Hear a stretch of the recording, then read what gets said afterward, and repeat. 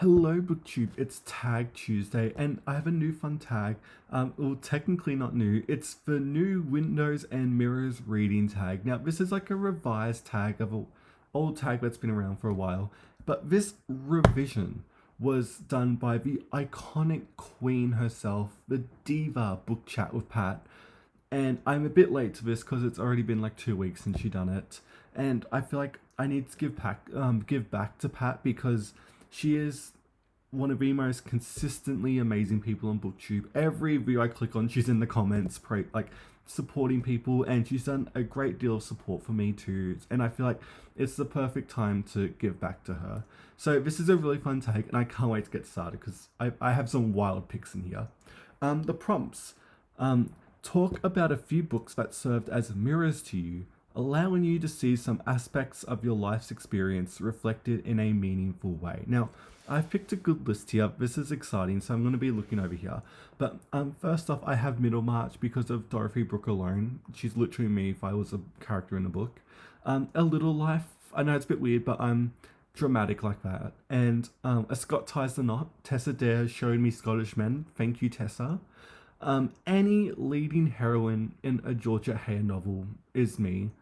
Um, and this we get a bit weird here. We're gonna go King Lear himself and Macbeth. Now I chose those two because I'm one of those people that refuses to change and doesn't change their actions, and the cycle always continues. Like I never grow as a person, and so I feel like that really reflects in those two people, and also the insanity that they cause. That's me. Like if you took Dorothy Brooke, you took a leading heroine like I don't know Phoebe or Sophie from the Georgia Hayes, any Georgia Hare romance girl, um, and King Lear and Macbeth, and you put them into like a slow cooked meal, or I don't know, put them in a soup, and that soup came alive. It would be me.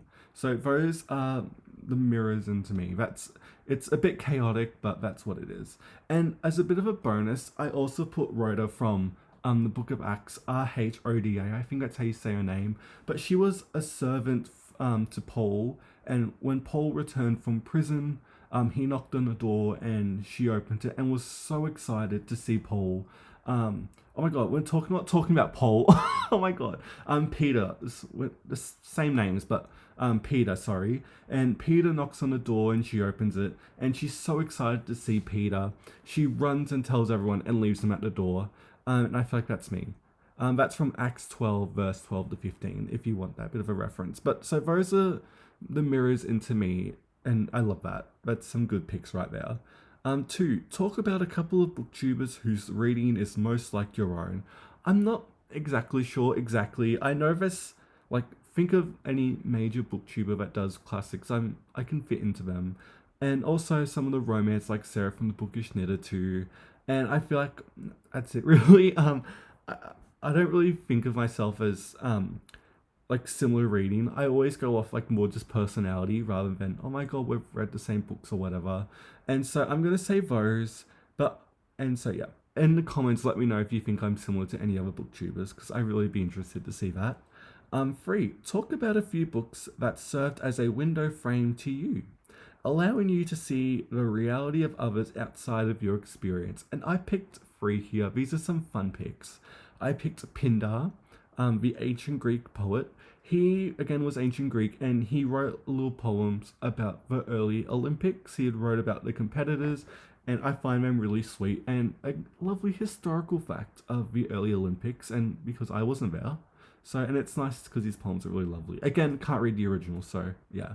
I'm also going to pick Eusebius, early history of the church, because I don't know what happened, and Eusebius is kind of like the only person that was close to the time that we can use as a source. So I'm going to say him. And also Saint Bede, the Venerable Saint Bede. Again, one of the great early English historians. He's chaotic and I love him. Bede is genuinely like a great friend to me. I love Bede. So yeah, four.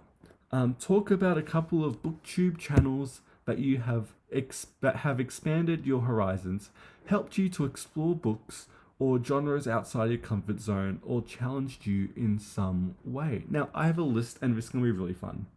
Um, we have Michael K. Vaughan, of course. He really showed me pulps and a lot of like your pulp fiction authors, and I've never been exposed to that. So it's like a really like a different world, like your Clark Ashton Smiths and even your M.R. Jameses I didn't know before him. And it's really interesting to hear him talk about comics and all that because again, I don't read that, but it's nice to hear someone really passionately talk about it. So Michael definitely is one of them. Jennifer Brooks, again, she was one of the great influences in my life. The way she talked about classics, she was a game changer for me. Randy Ray, I love how wide his reading range is. I love when again he talks about pulp authors. I love that a lot. Um, I love his language. I love the accent. It's just so iconic. So Randy, we have Joshua Kriber, of course. Again, more classics, but also a bit of poetry too, because I haven't read a great deal of poetry and history nonfiction too. I take a lot from him. And yeah, Katie from Books and Things, one of the great iconic booktubers, she can sell you a Dickens novel like no one else can. And I will watch her videos about Dickens and literally want to reread them, even though I don't like Oliver Twist. But she will sell it so well, and just any novel she talks about, I'm down for. I'm also gonna say Mara from Books Like Woe, one of my favorite booktubers ever. She exposed me to so much. I'm not much of a murder mystery reader, which is what she normally is, but her fantasy and romance and pretty much every non-fiction I love from her. We're very similar in that case. Then an older booktuber. She was around for a bit a couple years ago. But this is showing my age and how long I've been on BookTube. Gemma from the old channel, Read a Book a Gem, really got me into classics too. I was so invested when she read War and Peace, and I was so interested in her thoughts. I still, even though her channel doesn't exist anymore, I still literally can remember her bookshelves and what they look like. And when she done her bookshelf tour, I was so invested. I know this is so niche, but I loved her channel. And then we have Carolyn Marie Reeds and Emmy, one of the great classics, besties. I know what to say. Their Game of Thrones book club and also Verse Dickens. Their book clubs are so iconic and just incredible. I love the way they think. I just love their live streams when they get together. It is such an iconic duo and they're incredible. And then, of course, Book Chat with Pat. Pat shows me so much poetry that I would never think of reading. Like, I do know who Mary Oliver was, and I read her, and it was just so lovely. And so that's my list of booktubers that very much influenced me, and that's the end of this tag. Let me know what you think about my responses in the comments below, and please do this tag because Pat deserves everything she gets, and it's just such a lovely tag that she's revised. And yeah, thank you so much for watching BookTube, and I will see you next time.